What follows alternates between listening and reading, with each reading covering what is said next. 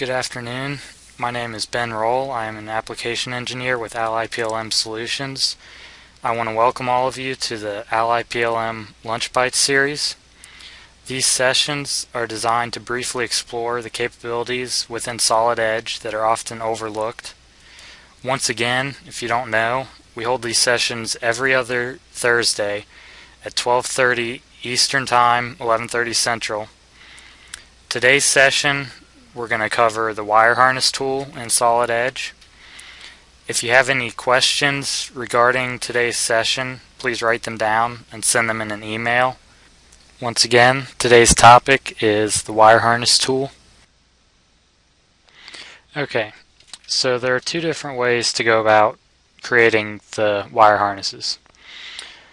So the first thing we're going to do is we'll just go up here to the harness environment. We go to the tools, and then in environments we go to harness, and that opens up the wire harness environment.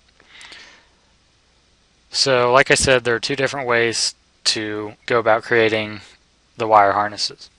The first way is an automatic way using the harness wizard and existing ECAD files.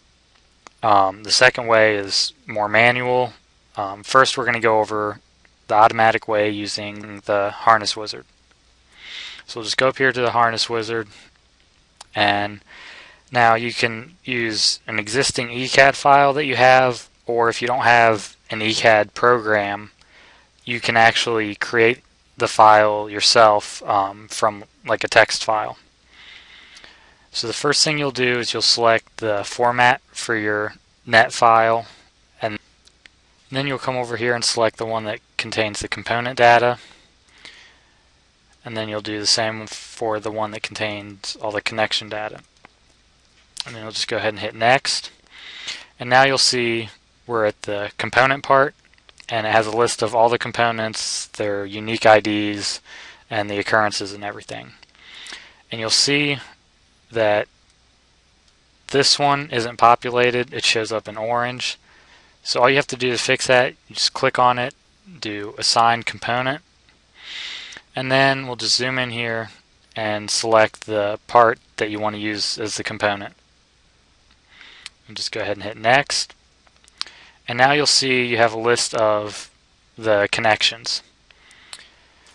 So you do the same thing as we did just a second ago. You select the one that isn't defined, then you come down here to assign terminal, click on that, and then you just zoom in here and you select the part that you want to use for that terminal. Just go ahead and do the same thing for the next one and for this last one. And you'll see that all of them, none of them are highlighted in orange now. The other thing that you can do in here is you have these connection options. So if you click on that, you can define the number of points per wire and the cable strip back length. So just to show you what that number of points per wire is, I'll go ahead and put 3 there. And then once you have all that stuff taken care of, you just hit finish. And now you'll see it went ahead and it created all the wires. Now that points per wire thing that I showed you in the option, all you do to see that, you go to the wire and you can select the path and then do edit definition. And now you'll see you have these green handles that show up. And you'll see that there are 3 of them right here, and that's how many points we said per wire. And what those handles allow you to do is kind of manipulate the shape of the wire. So that's how you go about using that. So now that we have all these created and they're kind of going all different ways, what we want to do is organize them and bring them through this cable tie right here. So the first thing I'm going to do is just turn off this housing real quick, just to make it a little easier to see. And now we already have a path created because it was in our file that we loaded. So we're just going to go ahead and show that path, and I'll go ahead and put my cursor over it here so it highlights it. That's the path that we want to use to create this bundle to go through the cable tie. So all we'll do is go up here to the bundle command, and then it asks us to select the wire, and when you select the wire or the cable or whatever, you want to be careful of which end you're selecting. And you can select them individually, or what we're going to do is just window select and select all of them, because we want all of them to go through that same bundle. And then we'll go ahead and accept that, and now you choose the path for the bundle. So you can either create your own path, or you can use an existing path. And we already have one, so we'll just do the existing path. We'll select that path and we'll accept it. And now you have the option for the properties of your bundle. Now, it gives you 4 sizes, well, 2 sizes, and each of those has 2 different types. But if those sizes don't work for you, you can just select none, and it'll automatically generate one that's an appropriate size for the model. So we'll go ahead and hit preview. And now you'll notice that it went ahead and organized all these wires and put them through this one path, which will be the path for the bundle. So we'll go ahead and hit finish. And now, like I was saying earlier, when you select the ends, the reason you want to be careful, if I had selected this end and then also selected this end of this path, what would have happened is these wires would have come around here and gone through the bundle this way and then looped back around to come down here. So if you aren't careful, you'll kind of get a messy configuration. Now what we're going to do is we want to go ahead and show the physical conductors that we've created. So we'll just right click on the harness in the Pathfinder and do create physical conductor, and that'll create the conductors for everything, for the bundles, the cables, the wires, all of them. You can do each one individually if you want, but this just sort of does all of them automatically for you.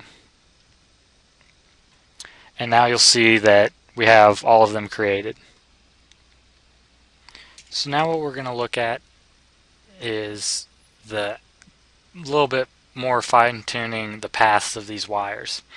So you'll see here some of them go through parts which you don't want because you're trying to model your actual product. So in order to adjust that, all you have to do is select the path of the wire and then do edit definition, and you'll see this green handle comes up.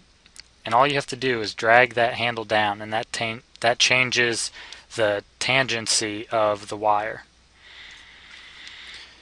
And the nice thing is then to move to the next one, you don't have to redo that. You just select the next path and it automatically brings it up. So you can just adjust that however you want. So we'll go ahead and adjust those, and then we can even adjust the ones on the other side too.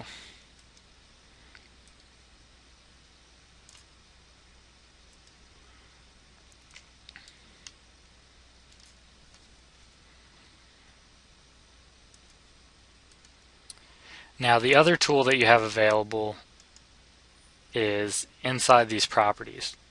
So you can right click on the wire, go into the properties, and you'll have all these different properties that you can set and change. The one we want to look at is the minimum bend radius. So the reason this is useful is it will actually tell you if the wire that you've modeled violates this minimum bend radius for that type of wire. So just to demonstrate that, I'm going to go ahead and put a different number in here. And this allows you to make sure when you're modeling your product that you have enough room for these wires that they aren't being bent too much. So to show you what this does, I'm just going to go back into and edit the path. And we'll just bring it down so it's has a really tight bend radius. And you can kind of see right here how this indicator shows up. I'm just going to go ahead and do hide physical conductor just to make it a little easier to see.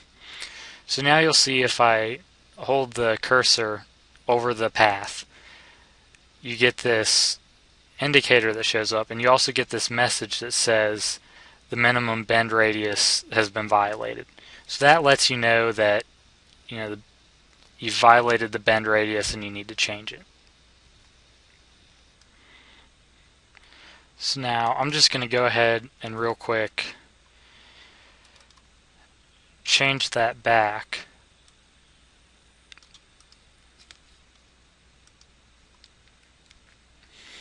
And now what we're going to talk about is some of the other tools that you have available. Mainly the reports. So if you go into tools while you're inside the wire harness environment, you can go to the harness report. And you'll bring that up and you can create a report for the components or for the connections. So you can go ahead and choose, if you want all the harness components, all the components that are currently selected, or all the components that are currently shown. And you can go ahead and you can do format, and that'll format the report. So you'll see how everything's listed. It gives you a nice preview. You can adjust different things. You go ahead and hit OK, and it'll actually generate that report. And you'll see for this we have the ID, the component name, and the occurrence. So then you can copy, print, save, whatever, and then you can go ahead and run a new report and do this one for the connections.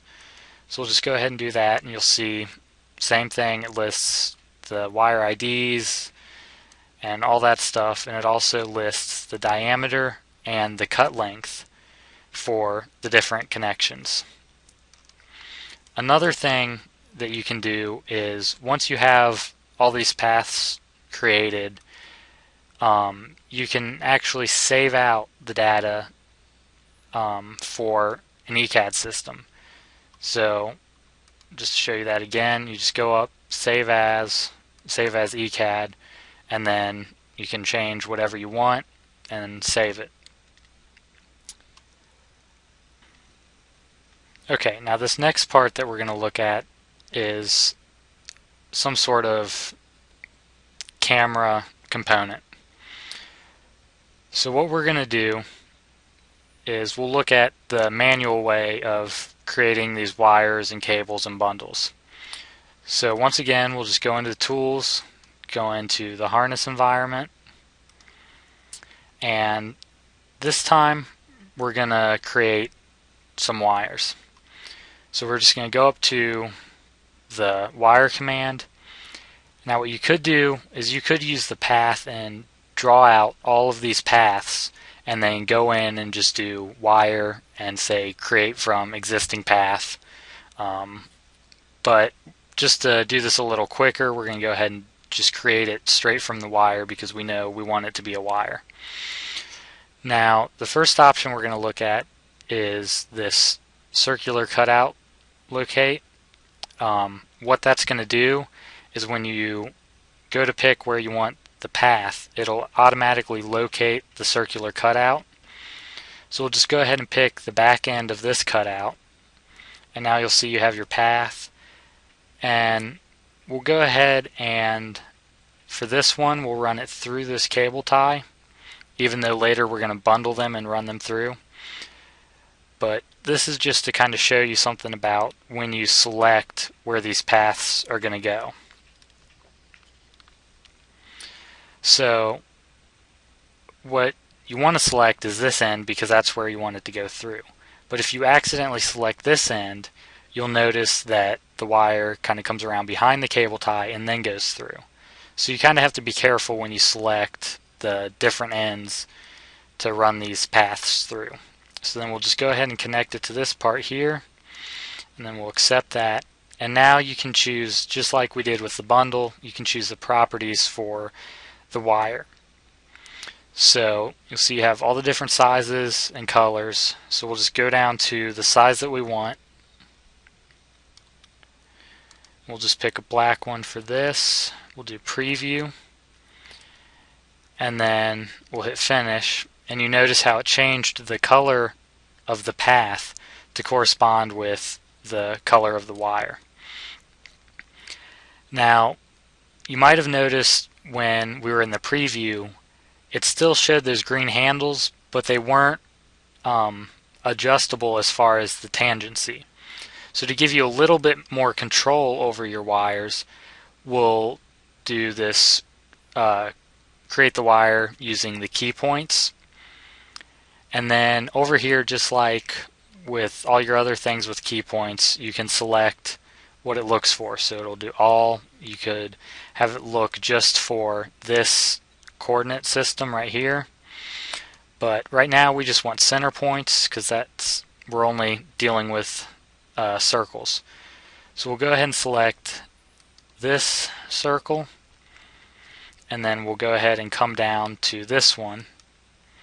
And now you'll see that we have those handles back.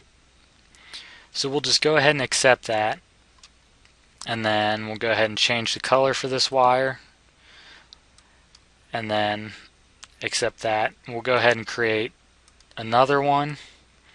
Right.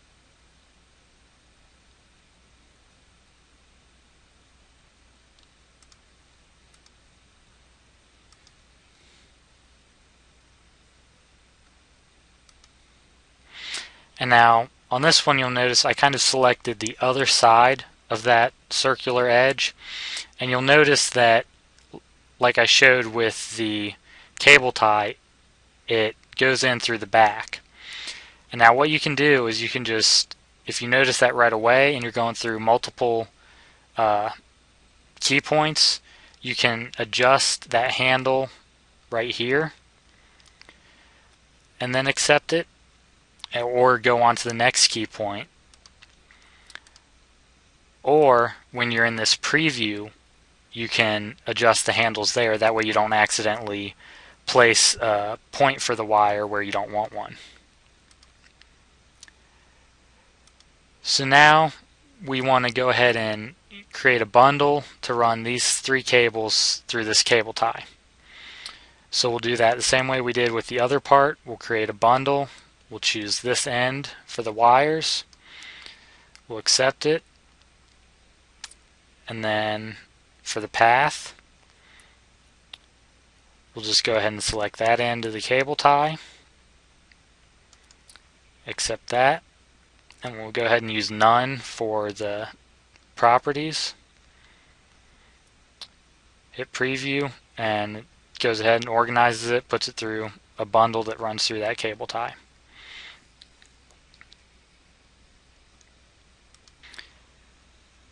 Now what we want to do is run some wires that will go from this part all the way to the other end to this part.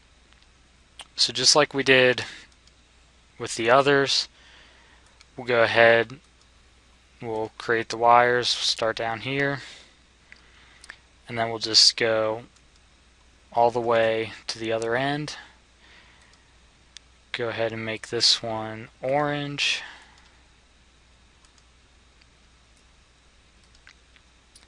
And then just so I don't have to worry about changing the color for each of these, I'm going to go ahead and make all 3 of them orange.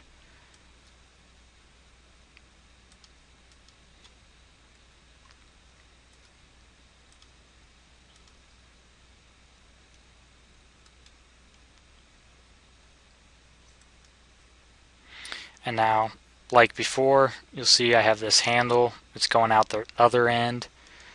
So all I have to do is in the preview, go ahead and zoom in, make it a little easier to see. Just select that handle and bring it out to the other side.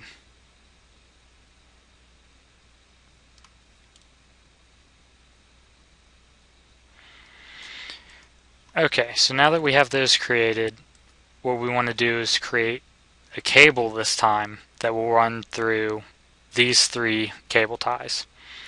So to do that, it's the same as the bundle. You just go up here to the cable command, select the wires and the end that you want to start with, accept that, and then we're just going to run it through these 3 cable ties. We'll accept that. And just like with the wire in the bundle, now you have your properties to select for this cable.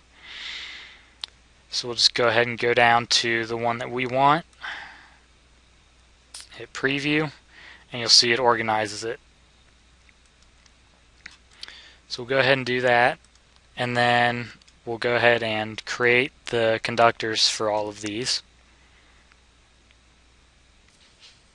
Okay, so now that we have all those created, you'll notice that these wires are probably coming up way too high for it to fit in the casing of this. So like I showed you with the other part, you just drag those down. Over here we'll go ahead and fix these just so I can show you some of the nice advantages that we have because of the synchronous technology.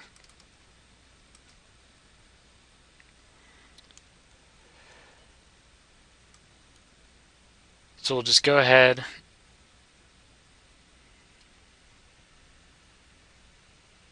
and drag this handle back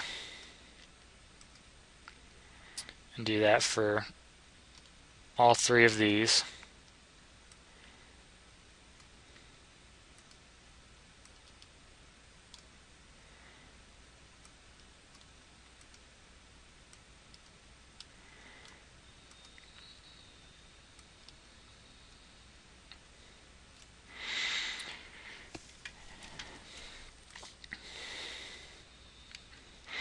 And now the nice thing with Synchronous that we can do is you'll notice maybe this cable is going over some holes that you don't want it covering up, or you just want to arrange it a little differently.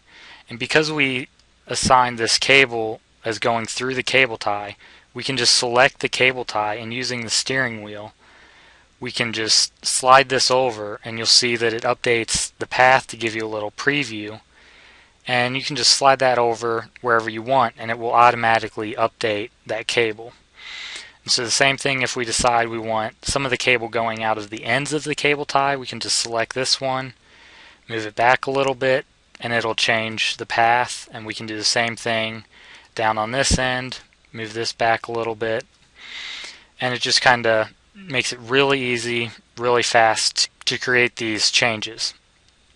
Okay, now for this last part, I'm going to show you some tricks as far as if you don't have cable ties or grommets or anything to run these cables through, and they're just kind of out there as they would be in like some sort of computer component.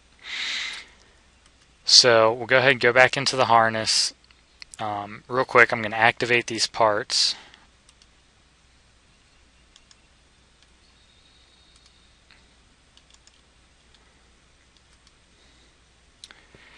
And now what we're going to do is you can actually use sketches, because you can draw the wires using key points.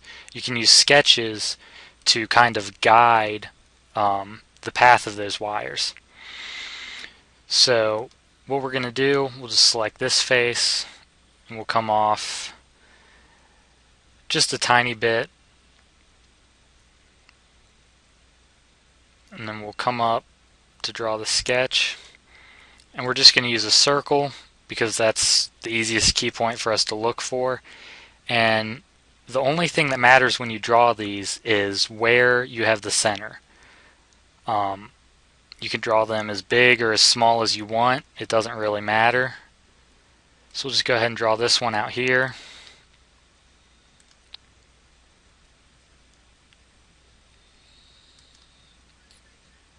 And then we'll create another one off of this side. We'll just have it come out here a little bit.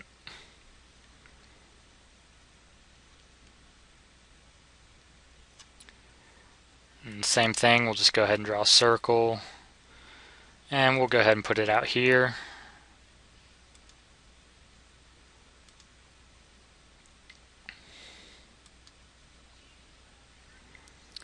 And then we'll do one last one off of this, and we'll bring it out here a little bit.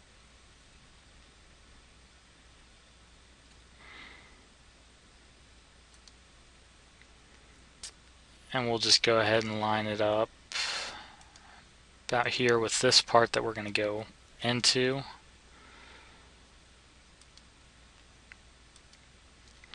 And now we'll go ahead and create the wires. So because we're using Sketch as a guide to, we have to do the key points. Just go ahead and do the circle. We'll go to this one first, then around to this one,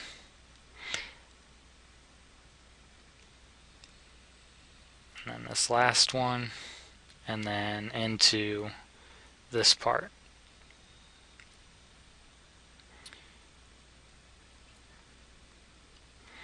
Now you'll notice over here that went into the other side of it. So we'll just go ahead and accept. We'll make this one red. And then in the preview we can adjust that handle so that it comes out more and comes out the correct direction. And then we'll go ahead and create this last one.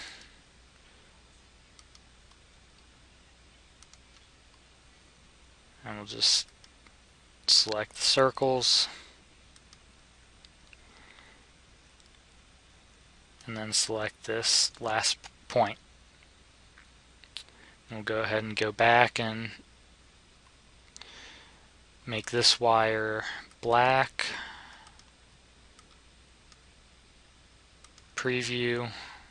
And once again we have to change this handle. So we'll just bring that out a little bit. Finish. And now same thing, we'll just go down here, go to the harness, create the conductors. And now maybe you decide that you want to, instead of just having these wires loose, you want to go ahead and create a cable. So then you just select the ends of the wire, and then you can just create the cable the same way you did the wires. Just draw the path and use these circles as the points for your wire. Go ahead and accept that.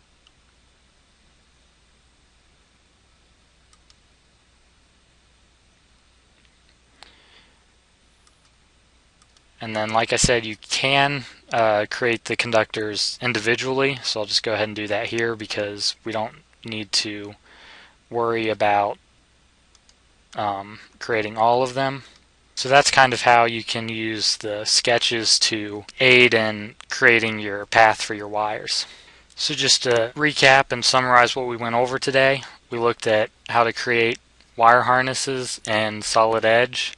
We looked at how to do that automatically using the harness wizard and manually using the wire command, the cable command, and the bundle command. We also looked at the reporting tools that are built into Solid Edge. And the nice thing about the harness tool is that it allows you to create a 3D representation of the wires so that you can check for any interference in your assembly, and you can also check for the minimum bend allowance.